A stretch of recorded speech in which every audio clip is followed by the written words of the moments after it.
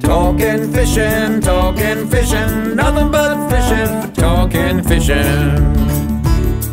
If it's facts about fishing that you want to know, then tune in, folks, cause this is the show. We'll show you all the right bait to use, so sit right back, you got nothing to lose. Doesn't really matter if it's trout or carp, flathead, marlin or a gummy shark. Listen to the guys and you can't go wrong. They'll be talking about fishing till the cows come home. Talking fishing, nothing but fishing, we're talking fishing. And welcome everyone to Talking Fishing, a big show coming your way tonight. I'll tell you what, catch of the week after such a sensational weekend of weather. The saltwater, and I've got to say the freshwater, has been absolutely sensational. Now, would you believe that week 2 in, Travis, you're here because Adam's not here. Well, and Chris, you're here because Trelly's not here. International adventure. But can I just introduce, stand-in co-host, because you're not really the CEO of Victorian Fisheries Authority. You are the stand-in co-host this week, Travis. Well, look, welcome. it's a raise, and I appreciate it, and I'm very happy to be here today. Thank you, Dave. And Chris, your boss has deserted as well, mate. Gone AWOL again. Seriously. Who actually starts a job and on the second week takes annual leave? Trelly. And Adam. Yeah. So anyway. And Dallas. But anyway, thanks for coming in, mate. Plenty to talk about, particularly Barwon offshore, Corio Bay fishing really well. Parts of your world are just absolutely on fire, absolutely sensational down Geelong and the Ballerine Peninsula at the moment. You just can't go wrong. No matter what you want to target, you're going to catch it. It's the best time of year for it. Yeah. Boys, just before I start, last week was our first show back, and we got bombarded with mail about the new stubby holders and matching T-shirts. So anyone, I think we've got a bit of a graphic up. If you're interested in getting a stubby holder or a T-shirt, talkingfishing.com.au, because they are available now. I know Kevin, the producer, he just finds these things and doesn't tell us about them, but anyway, they're now available. So talkingfishing.com.au if you want a stubby holder or a T-shirt. Limited edition too. Trav, an interesting time because hot weather still, and sensational things, but I want to know what Fisheries is doing about my 9 trips for kingfish that I haven't been able to catch. Yeah. And I would say to all of your viewers out there, it's still the peak season for fishing, and people get through sort of October, November, December. They hit Christmas, they have their holidays, and it gets to February, and they're back at work, and it's sort of like going, oh, maybe the peak season's over. But now this is a time people will be looking back in June, July, and August. They might be after the tuna, but they'll be looking back, going, geez, I wish I'd made the most of February, and I wish I'd made the most of March. And now this is the time. And I was down at Portland a couple of weeks ago with my beautiful children, and everywhere people were catching kingfish. And then I copped a bit of grief on Fisheries social media because I'm getting people telling me they're spearing them off Wilson's Prom and they're catching them there. They're catching them at Lakes Entrance in front of the McDonald's. They're catching them all along the coast. And the only people who aren't catching them possibly are sitting to my right now. And I'm not, and I feel... is those of us that are in the rip trying to catch a kingfish. So anyway, we're going to talk about that. But folks, let's have a look at what's being caught by the people at home. It's time for Catch of the Week. Catch of the Week, brought to you by Shimano.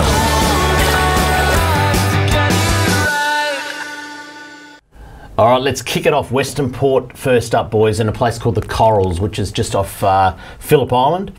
And lovely snapper, just some small snapper at the moment, but beautiful pan size. Madison Memory. Have a look at this. That's just... Isn't that a lovely picture? That is just a lovely pic, eh? To see the young kids out, and that's a beautiful condition snapper. Plenty of snapper around, by the way.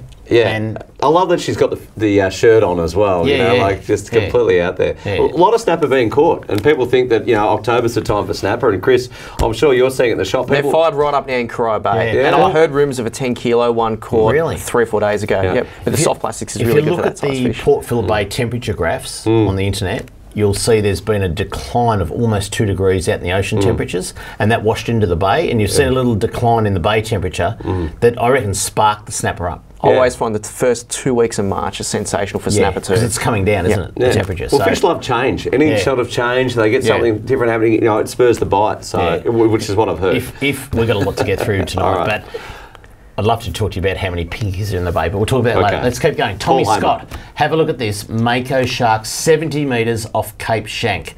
That is sensational because the Makos are turning up in good numbers, Chris. They are. They're like from Torquay, Bowen Heads, Ocean Grove, and not just 70 metres. Like you can get them in 25 metres of water. Yeah. And some pretty good fish too. It's like close. 40, 50. Yeah, it is. It is. It's really close. Well, I reckon the shark fishery is one of the fisheries in Victoria that doesn't get enough credit. And people talk about southern bluefin tuna, they talk about broadbin sailfish, they talk about snapper and whiting.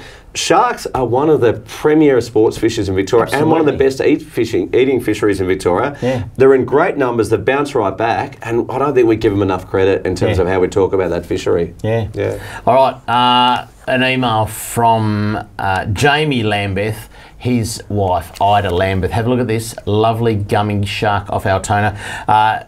Jamie writes, this is my wife, Ida, with the gummy she caught on Sunday. Leisurely start at 10:45 from Altona for the 12:30 high tide. Gummy caught at 1 p.m. in Altona on a chunk of slimy mackerel. Ida was absolutely stoked with her catch, and it was great to get out and enjoy the day together. That is so good, isn't it? So there you go. Well done to Ida. Andrew Camilleri and Andrew Giorgio both fished together off Rye. Another beautiful looking gummy shark. Look at that. That's Gummy huge. sharks That's a are submarine. that is so good. Gummy massive. sharks are so good. Moving along, Port Phillip Bay. Ben Baird got a lovely 50 centimetre yank flathead off St Leonard's.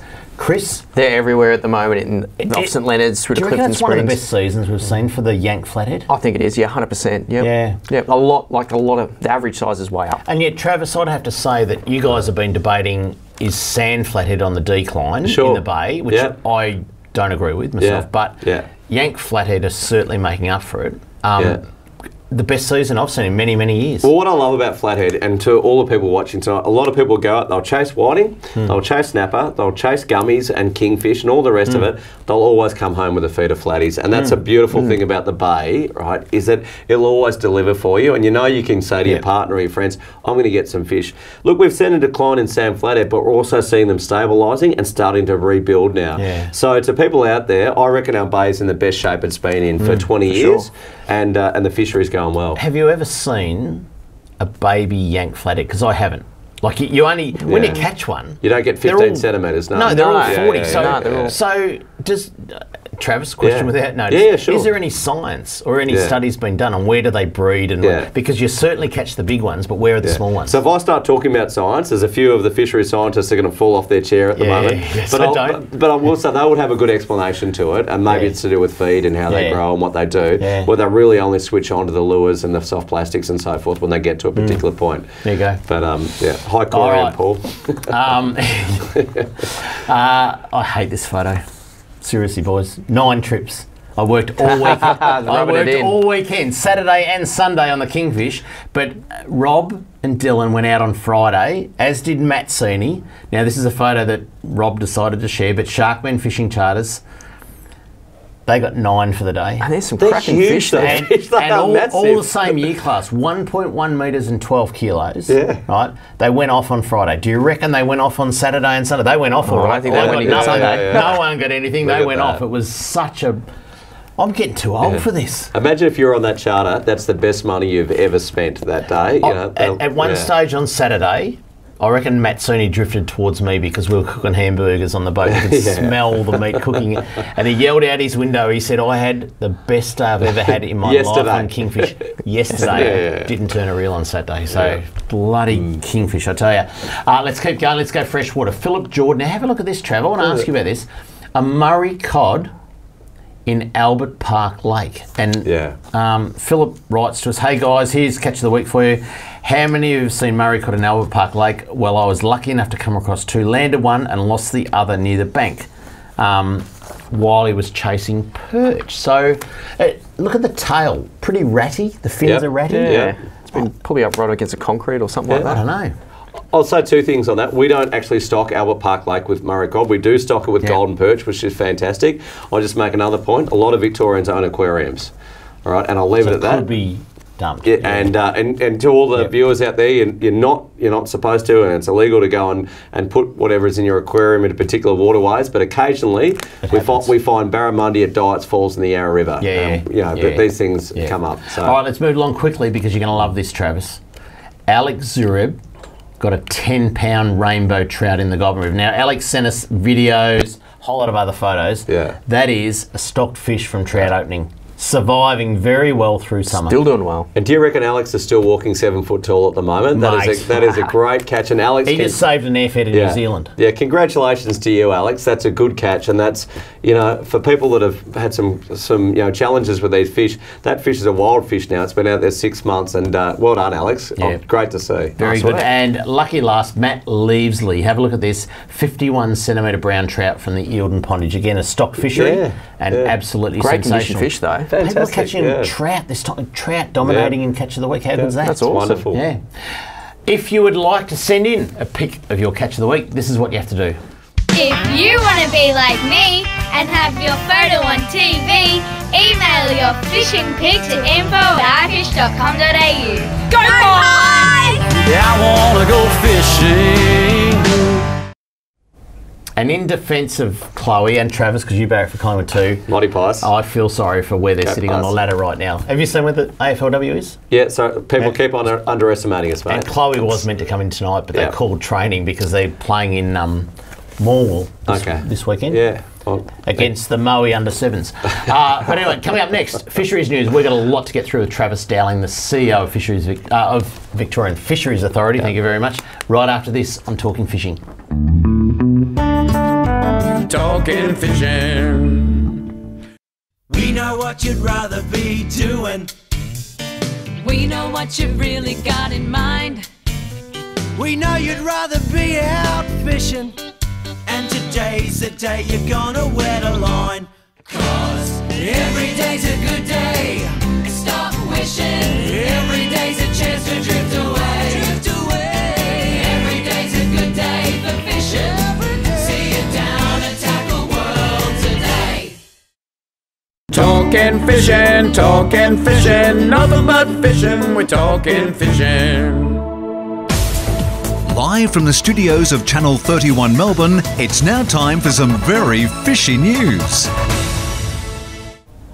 And welcome back to Talking Fishing. Adam and Trelly on our second show back for the year 2019 are already away. We're joined by Travis Dowling, the CEO of Victorian Fisheries Authority, and Chris Pitman from Trelly's in Geelong.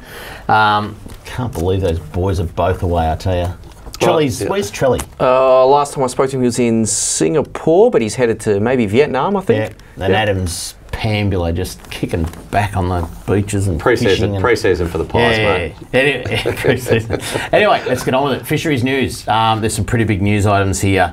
The first one, charges and car seizure for illegal nets, is the headline.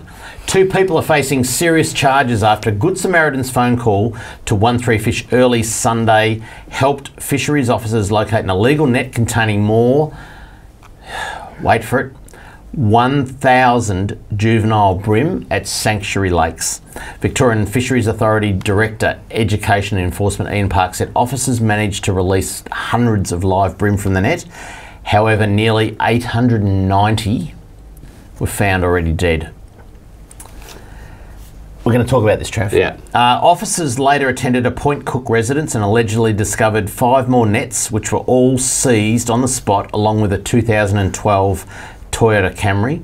A small number of frozen, undersized bream were also located on the property and seized. The 29-year-old female, 34-year-old male admitted to setting the nets in the Sanctuary Lakes over the past 6 months. The pair will be charged with using and possessing commercial fishing equipment, taking undersized fish and taking more than a catch limit, and they'll be summons to court. Now have a look, let's just leave that graphic up on the screen for a second. Those nets, they readily available?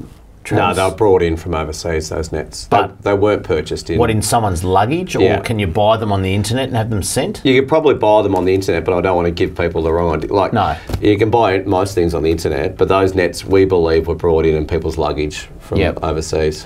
Did the people think that was okay? Yeah, so this is like a tragic event, and and we've certainly through our social media had a lot of commentary about this and losing almost 1,000 juvenile bream. Yeah. The thing that really strikes me the most is that it doesn't appear, and I don't want to compromise any legal proceedings, but it doesn't appear that this was a complex covert operation.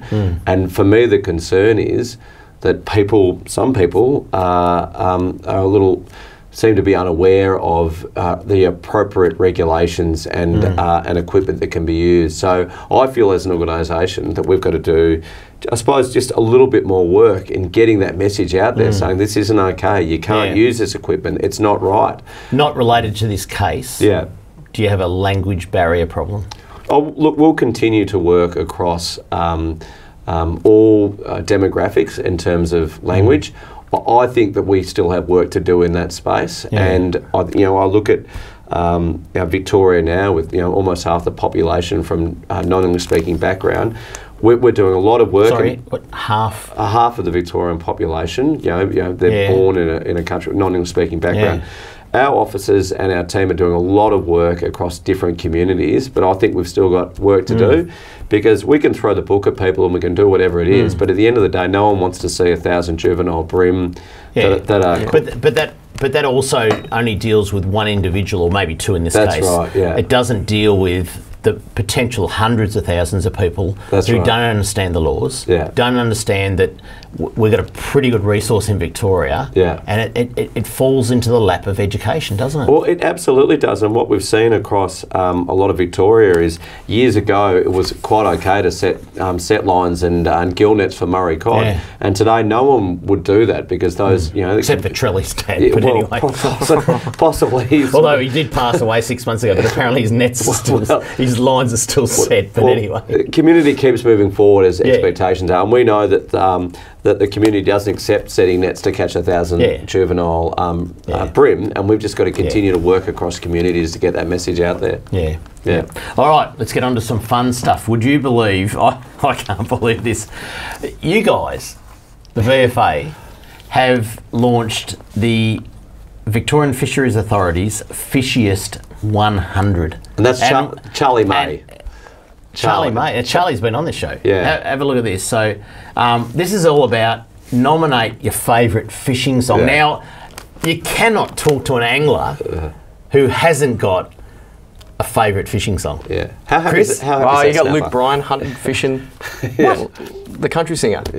Never heard. Trav, have you got one? No Second Prize, Jimmy Barnes. That's got nothing to do with every day fishing. of the week. Thank you. Can I just tell you a story? I know we're going to get rammed in a minute in the ear by the people telling us to keep up. I went to the World Recreational Fishing Conference 2 years ago, Canada, and I was at the baseball, the Victorian Harbour Cats, and when they get three people out, whatever that's called, and they have to change sides, one bats, one bowls, or whatever, and they put some songs on in between. This song just caught me.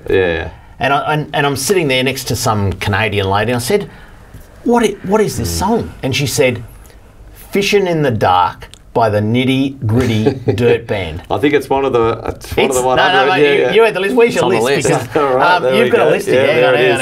So don't worry about. So if you can get on our social media, because I shared it this morning on Talking Fishing's Facebook page. But if you get on vfa.vic.gov.au, you'll get to vote for the top 100 songs that are to do with fishing. Now, Nitty Gritty Dirt Band's Fishing in the Dark is up there, and I want that to win.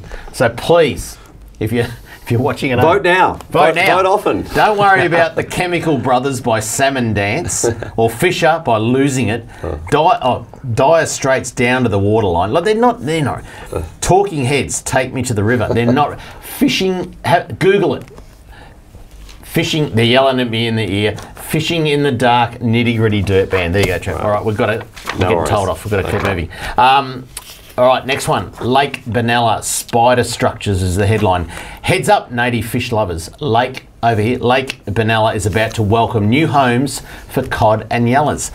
40 spider structures made by the Tatong Anglers Group are being installed. Have a look at the photos up there. Really cool. This Saturday, February the 23rd from 9 a.m. These structures will be placed in strategic locations to create shelter for native fish. Over time, a biofilm will form on the structures, providing a fantastic food source for newly stocked fingerlings, as well as protection from predators like cormorants and large fish.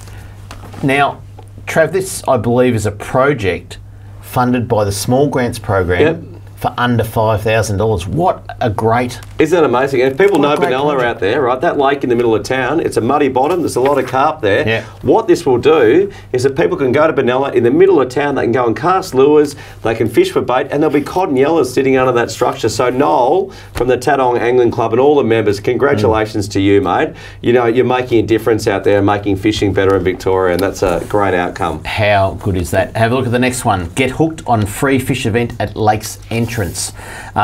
Seafood lovers and recreational anglers looking for food, fishing and family fun on the Labor Day long weekend. This is Saturday, 9th of March, 10 a.m. to 9 p.m. So it goes all into the night, Trav. Seriously. We've got bands.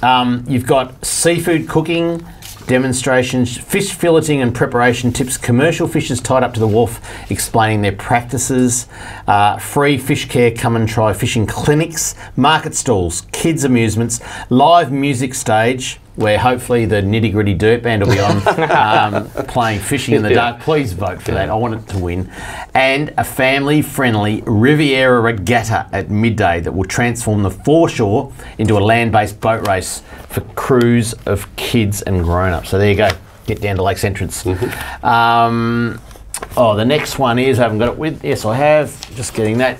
The 30th annual Amateur Whiting Challenge is on the 2nd and 3rd of March, so not too far away. Oh, pretty close, a couple of weeks. Almost here. Yep. It's the premier King George Whiting competition in the world. Yeah, for sure. So in the world. 30th year, as it says, and I'll be down there at 4 p.m. on the Sunday to hand out the prizes. But if you catch a whiting over 1 kilo, if you're the first person to do that, $1,000 cash from Paul Worsling. Precision trailers, precision boat trailers, and the boat and the motor is also a prize. And like I said last week, if we can go back to camera, if you get the biggest, and let me get this up. You want a hand with that? Yep. The biggest or the greatest bag for 2 days, you will win this hand painted King George Whiting print. It's by Bridget Thomas, and I didn't acknowledge Bridget last week, but this is a genuine 50 centimetre whiting. So that's to scale, that whiting. That's to scale, absolutely. That is a big whiting. Very impressive.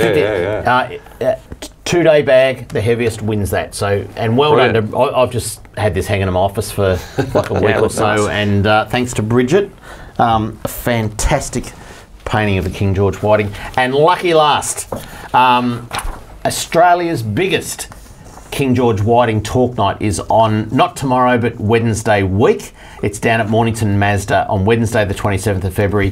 6:30 p.m. for pizza and drinks. 7 p.m. the talk starts. $10 entry, you get free pizza and drinks. And you will hear from Dr. Paul Hamer, who is the world's expert. Preeminent. Absolutely, on King George Whiting. Now, we're having a bumper season right now. Yeah. We're going to have better years and years to come, and Paul will tell you everything about it. If you want to hear firsthand about Paul Hamer. Then the fishing panel, Sean Ferdier, Think Big Fishing Charters, Don Newman, who caught a 49 centimetre. He's from Western Port Angling Club, also works at Tackle World Cranbourne, and myself will be the panel. The three of us are going to give away all of our secrets for King George Whiting. If you want to book, there's the numbers on the screen now, and we'll put that up on our social media tomorrow. But ring Tackle World Cranbourne or Mornington tomorrow to book your seat, or you can book online. But it is a massive whiting talk night. So there you go.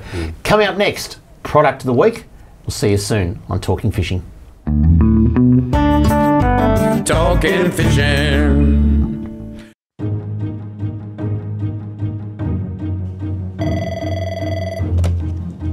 Good morning, spotters. Stephanie speaking.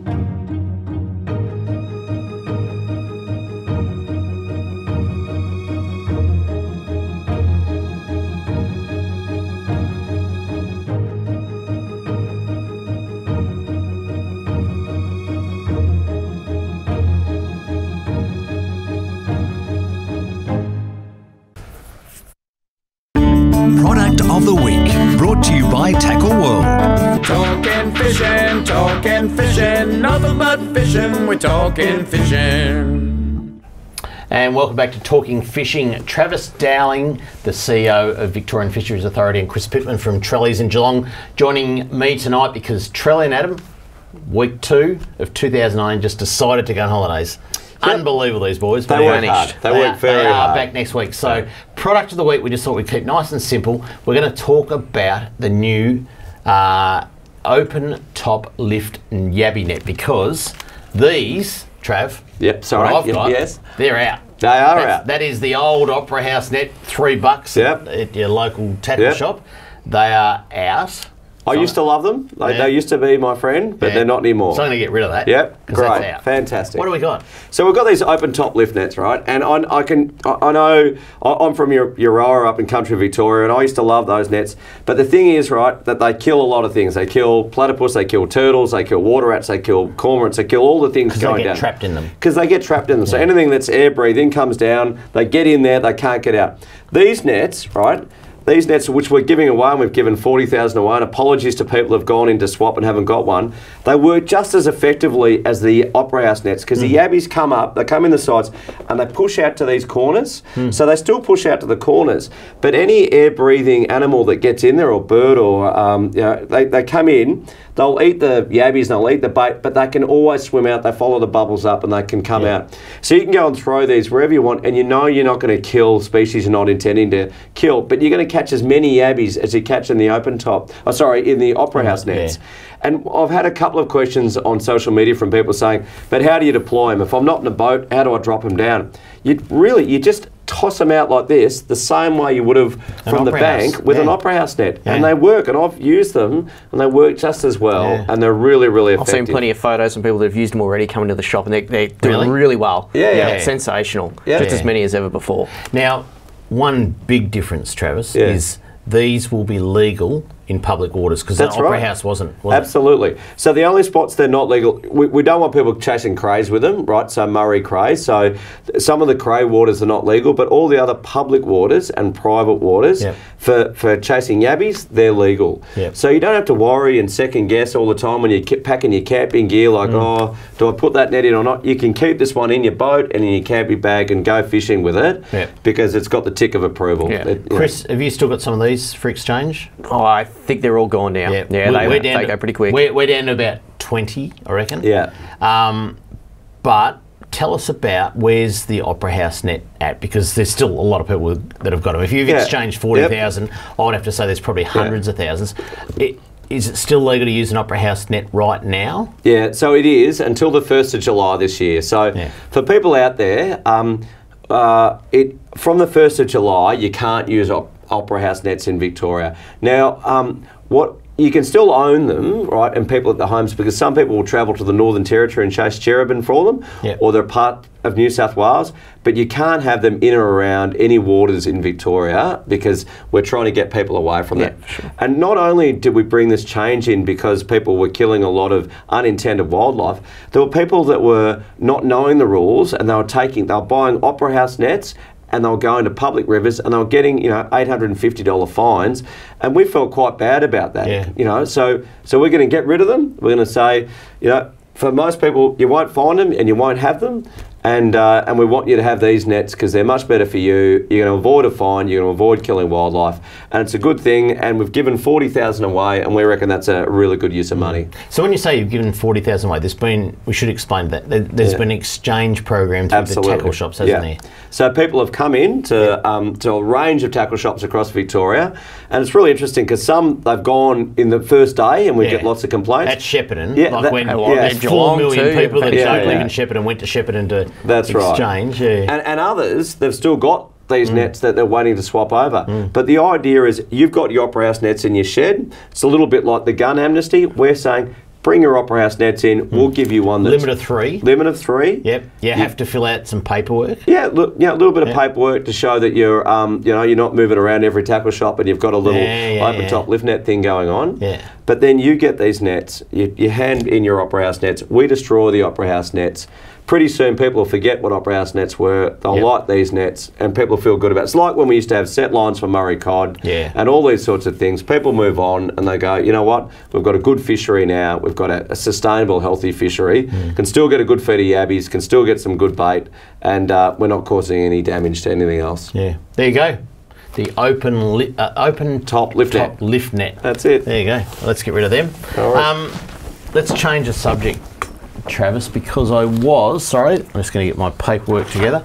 I was chatting to Steve Vidler today. Yep, good man. And Steve Vidler, who, for those of you that don't know, he has been on the show before. He heads up the Snobs Creek Fish Hatchery up at Eildon. He does. And he said to me, we've been working hard this couple of weeks. Hi, Steve. I'm looking at you, Steve. So would I be right in saying that the boys at Snobs have deployed 800,000 fish in the last 2 weeks? They have. They've done an amazing job. And to all those listeners or viewers watching now, listeners and viewers, these guys, some of them get up at 3 o'clock in the morning. They drive up to New South Wales to collect fish. They come back all the way to Victoria. They stock these fish and then they head back. And we're looking after them in terms of their safety and their welfare and so forth. But they are committed and they are driven, and the work that they do is absolutely phenomenal. 800,000 fish. Now, when you say they're driving to New South Wales, so I've just introduced that as Snobs Creek. Yeah. There's some fish still coming from New South Wales. Well, some cod and yellowbelly come from New South Wales, but this year Snobs Creek have done pretty well, which I'm not going to say too much more about. Don't say too much. Steve will be talking about that next week. Steve will talk about that next week. But Snobs Creek are producing a lot of fish, so they're doing that as well. What are you getting from New South Wales? A lot of golden perch? Yeah, mainly golden perch, and some Murray cod from New South Wales. And on this list, silver perch. And silver perch. Yeah. Can I just run through a couple of highlights here? So Lake Eildon, this is Murray cod. Lake Eildon, 72,000 Murray cod. Can Curran Reservoir, 38,000. Lake Epilock, 31,000. Lake Cullerane. Cullerane? Do you know where that is? It's in Victoria. Somewhere where it got 6,000. Silver perch, let me go through the highlights. Wimmer River, 20,000. Kings Billabong, 12,400. Oyen Lake, 10,000. Wooranook, 10,000.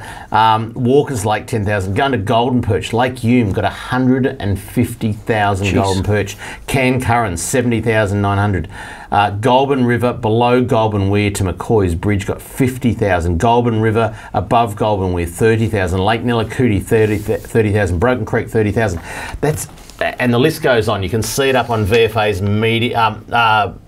Social media. Can I just make one point, Dave? Yeah. A couple of years ago, or a few years ago, we were stocking 750,000 fish in a year. Yeah. So that was 800,000 in 2 weeks. The last 2 weeks. Yeah. So we've gone from 750,000 fish a year to 6 million fish a year, and we're going under target 1 million to 10 million fish a year. And so I had someone say the other day, but what are you doing for the saltwater fish? I mean, you're stocking all these fish and stuff. Saying, well, we've bought out the nets in Port Phillip Bay. Yeah. We're about to buy out the nets in the Gippsland Lakes. So that's probably another combined 600 to 700 tonnes of fish available in the saltwater area. It's a great time to be in fishing in Victoria. Chris, out of Geelong, what would be the most popular stocked waterway, freshwater? You'd probably be looking at Wurdy-Bullock. That's pretty close by. And that's got trophy browns and rainbows in it. So big reddies as well. Massive redfin. But you'd have to say Purrumbete. It's not too far away, an hour and a half. Big browns coming out of there at the moment? There was, I think there was an 11-pound one caught 2 weeks ago. Amazing fish. But you've got brook trout in there, you've got Chinook salmon, you've got just a massive mix. I think you get 4 different species of trout in there. I think we're putting tigers in there at some point. Yeah, I heard that too. So that's definitely the one that would get my attention. All right, we're getting the wind up. Kramer's mailbag up next. There's plenty of mailbag. We're talking with Travis Dowling, the CEO of VFA. Plenty more to come on Talking Fishing. Talking fishing. We know what you'd rather be doing. We know what you really got in mind. We know you'd rather be out fishing. And today's the day you're gonna wet a line. 'Cause every day's a good day. Stop wishing. Every day's a chance to drift away. Every day's a good day for fishing.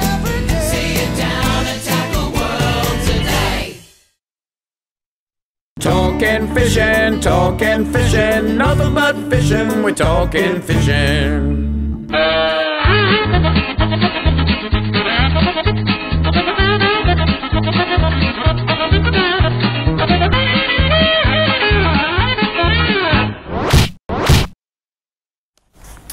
All right, a bit of mailbag to get through. Let's kick it off.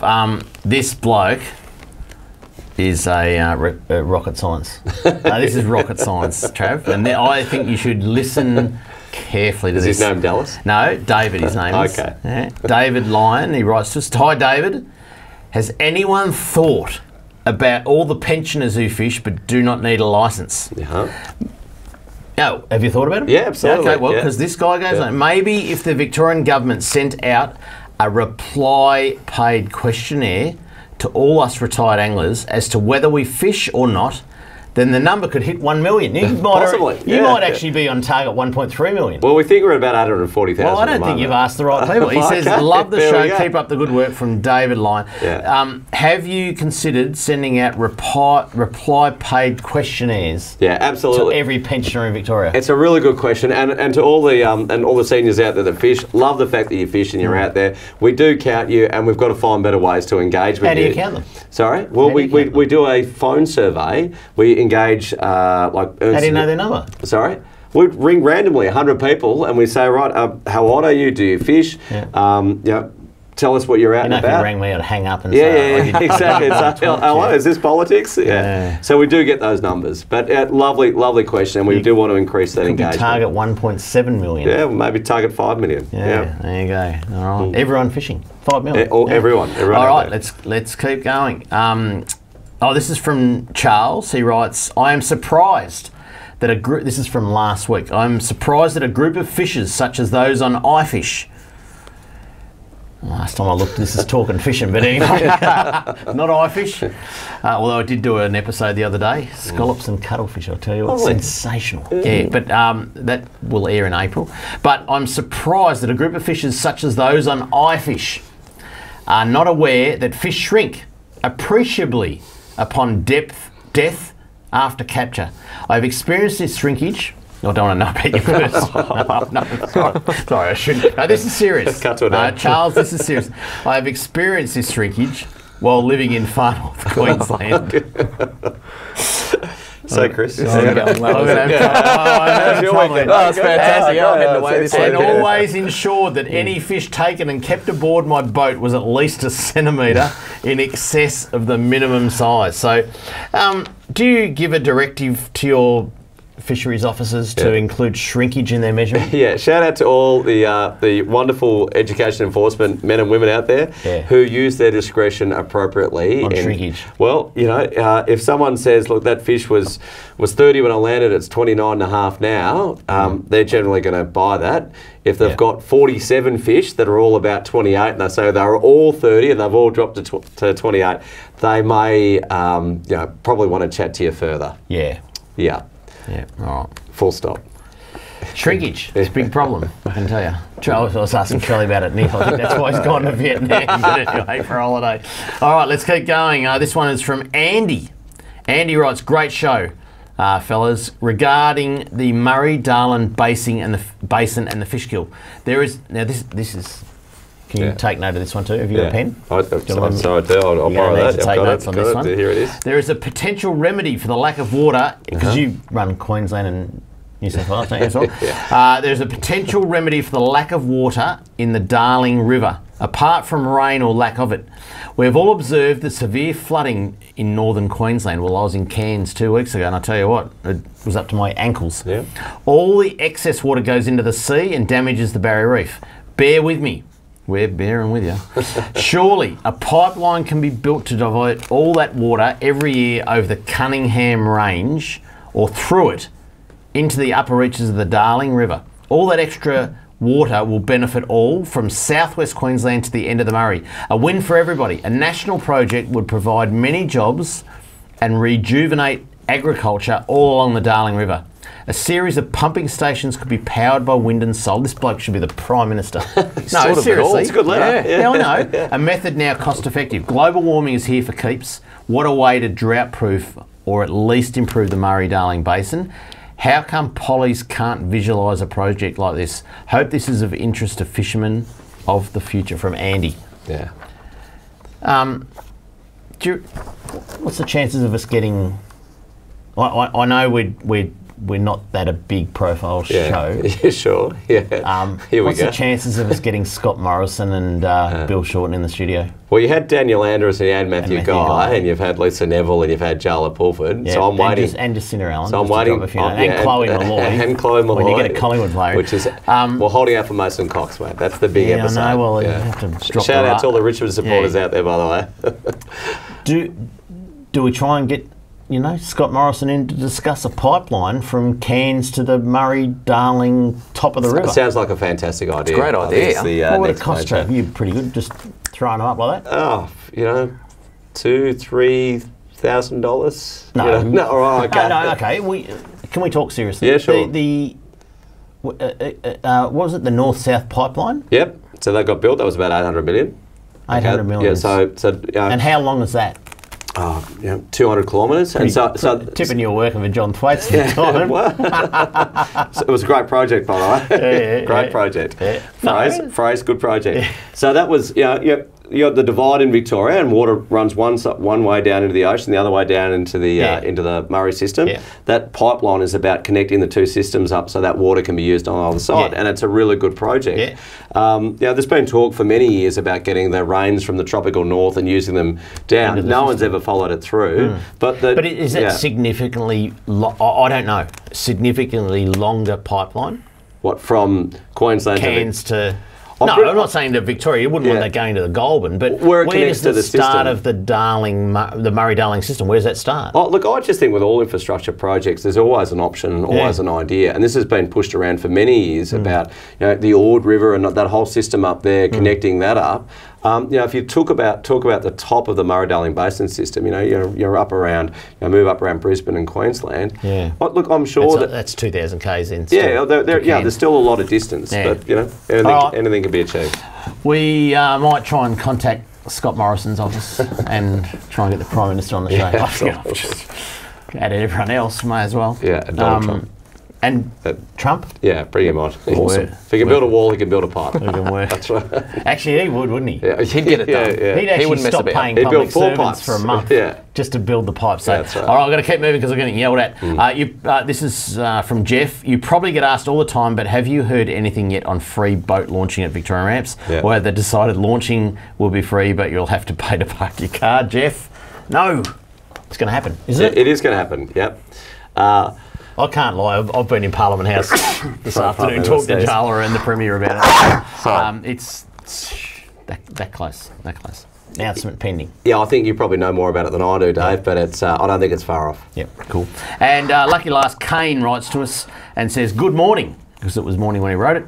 I was just thinking maybe it's time for an update from Jarla Pulford and Daniel Andrews on their election promises. Sadly, the only information I can find is that they have already gone back on their election promises. Furthermore, I just wanted to say I love the show and all the hard work you all put in the background for us rec fisher. Obviously only reading the Weekly Times article that was a load of BS. Yeah, absolutely. And look, there are some very exciting election commitments to come. There's free boat ramps, there's native fish in metropolitan lakes, there's boats and watercraft on impoundments that have never been on there before. That's a big one. Yeah, there are just so many really exciting things happening in the next 4 years. And we are booking Jarla Pulford, the Minister, to come on the show very, very shortly. And she'll be able to make announcements about that. And the one thing I'm very proud about with this government is what they promise, they deliver. So those things are going to happen in the next 4 years. And as a fisher out there in Victoria, go and buy your kayak now, get your electric motor, because you're going to get waters that are virgin waters that haven't been fished. And the other thing is, kids that have been fishing for redfin and carpet, Lilydale and Rowville and all these other places, because they can't find a trout during summer, they're going to be catching Murray cod, golden perch, silver perch. They're going to have fishing memories of a lifetime, and that's going to happen in the next 4 years, and that's incredibly exciting. There you go. You've heard it from the horse's mouth, or the fish's mouth, if you like, Travis Dowling. If you'd like to write in to Kramer's Mailbag, this is what you do.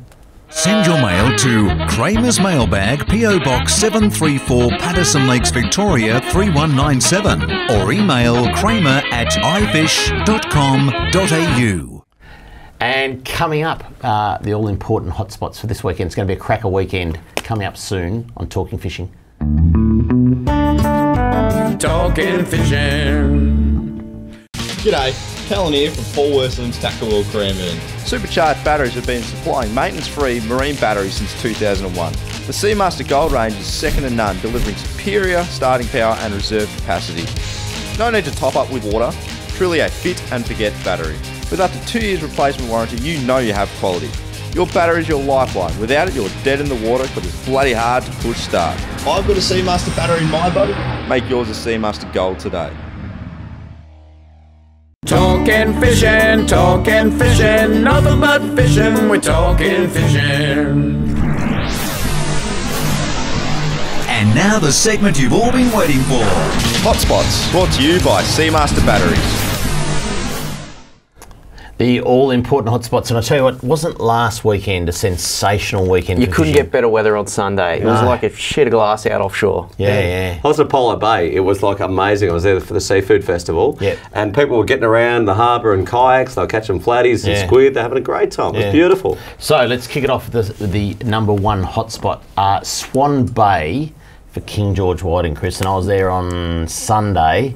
Gee, there's some boats out the entrance there. Yeah, well, it's probably the best spot in the bay for a mixed bag of quality fish. Like you got trevally, you got whiting, you got squid, you got snapper, you got gummies if you fish into the evening, garfish. Everything's there. Yeah. It's a great spot. You're getting good gars over your side of the bay? Yep. They've started. Yep.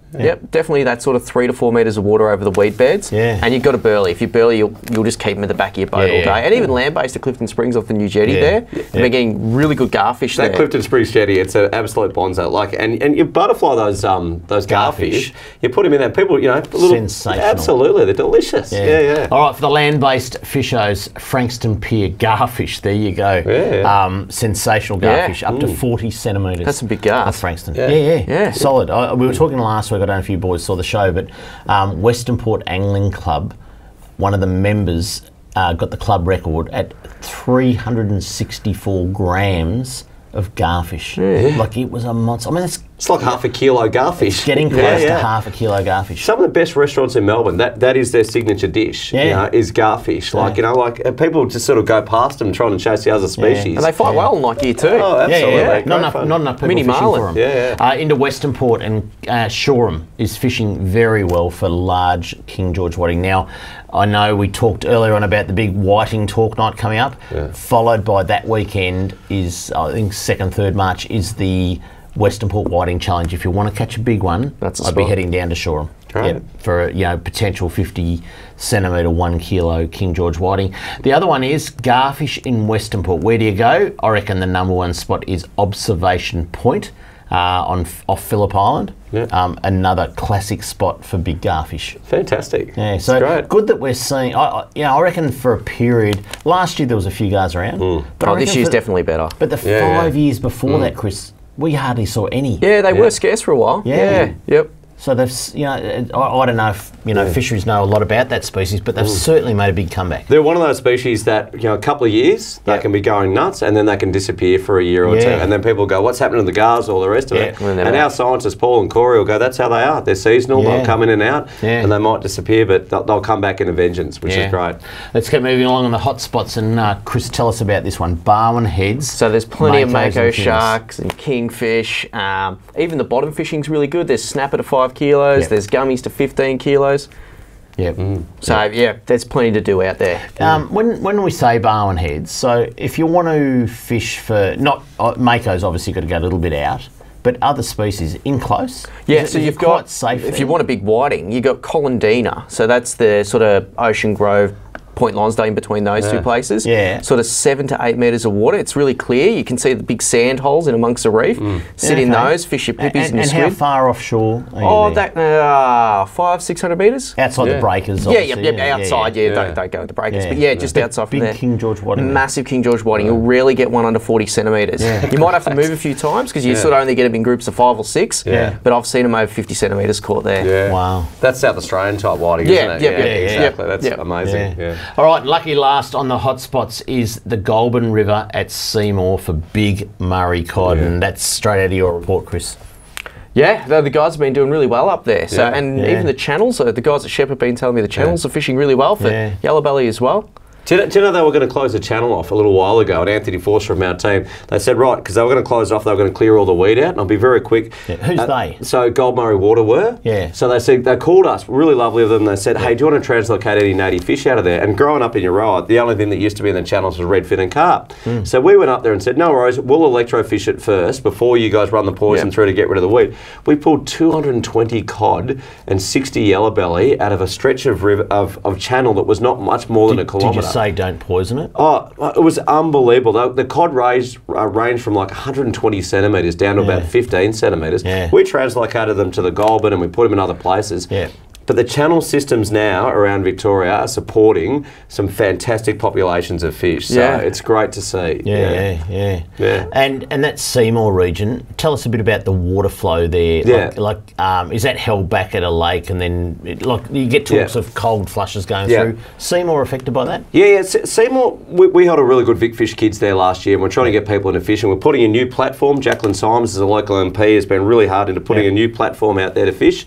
But it's that crossover point between the cold water as you push up towards Molesworth, Thornton, Alexandra, where you get really good trout fisheries, and that downstream water you get really good native fisheries, Murchison, Nagambie, Shepparton. So Seymour was a crossover point. We're trying to really build up the population of Macquarie perch, trout cod, Murray cod, yellows, also brown trout, to really make it a good fishery, because for us, we see a lot of opportunity around Seymour. Especially Macquarie perch. That's one of those ones. A lot of people come in the shop, like they're really interested in them. They're sort of not They'll take a fly, they'll take a lure, they'll take bait. They're a beautiful species. Been a great chat, boys. Thanks for coming in and problem. filling in for the two boys that have gone great to be here. But that's it for Talking Fishing. We hope you enjoyed the show. Next week, Trelly and Adam are hopefully back. Plus, we're joined in the studio by Steve Vidler, who heads up the Snobs Creek Fish Hatchery.